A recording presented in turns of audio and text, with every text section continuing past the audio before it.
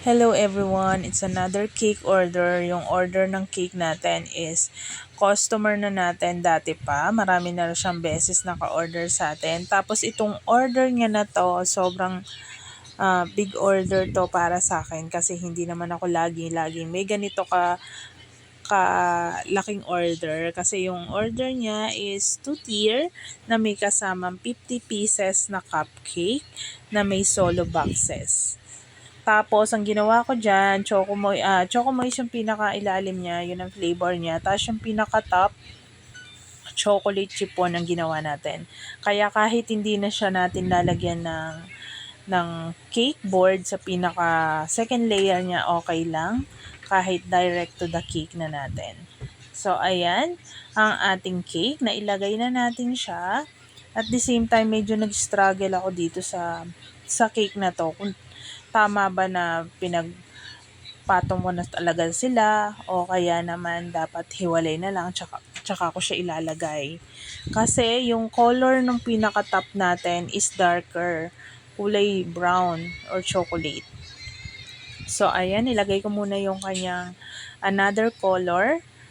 Yung bago natin ilagay yung kanyang pinaka-final color, winite ko muna siya. O, diba?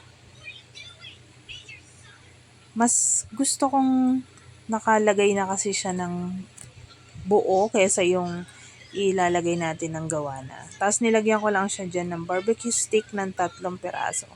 Diyan ako nag-struggle yung nilagyan ko na siya ng brown dyan. Hindi ko alam kung tama ba na binuhos ko na lang yung brown o kaya naman. Kasi masyado siyang naging messy sa pinakababa.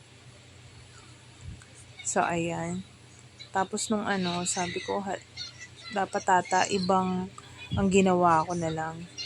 Tapos, naitawid naman natin na green. Tapos, scrape ko na lang yung mga nalagay sa pinaka second layer, ay sa first layer natin. Ang color pa man din nitong ating pangalawa is yellow. O, diba, kapag ka nahaluan siya ng brown, parang ang dumi niyan tignan. Kaya, inayos ko muna talagang kinlear ko yung niya, yung pinaka-brown. Tapos, ang ganda lang nitong color na to. Yung kanyang drip. Diba? Tapos, nilagyan ko rin siya dyan sa pinaka-top. Inuna ko na lang muna yung drip bago yan. O, diba? Tapos, matatakpan din naman yan kasi meron pa siyang pinalagay na dot chocolate sa bandang gilid. Tapos, ayan na siya. Lalagay na natin si sunflower kasi yung team niya is sunflower. Kasi dun sa sample ni ma'am, hindi sunflower. So, sabi niya, yung team niya daw is sunflower. Kaya, naghanap tayo ng sunflower. So, ayan na siya. Niisip ko kung saan ko banda ilalagay yung mga flower niya. Buti na lang may maliliit na sunflower yung nabili natin. So, ayan siya. Tapos, sa may pinakababa, lalagyan din natin ng chocolate yan. Okay. So, ayan na siya. Nilagay na natin yung pinaka-dot niya. Hindi ko na pinakita. Tapos, si Aliana.